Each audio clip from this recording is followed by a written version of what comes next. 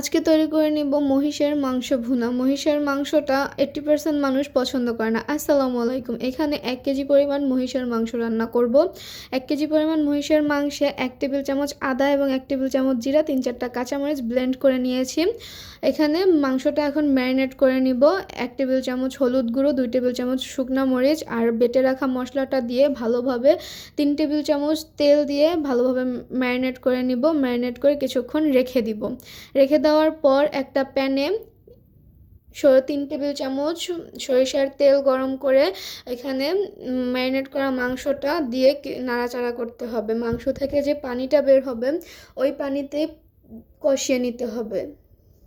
পানিতে কষিয়ে নেওয়ার পর একটু চাট মশলা দিয়ে আবার কিছুক্ষণ কষিয়ে নিব। কষিয়ে নেওয়ার পর মাংসটা যখন একটু কষানো হয়ে আসবে তখন এটাতে 3 কাপ পরিমাণ পানি দিয়ে দিব।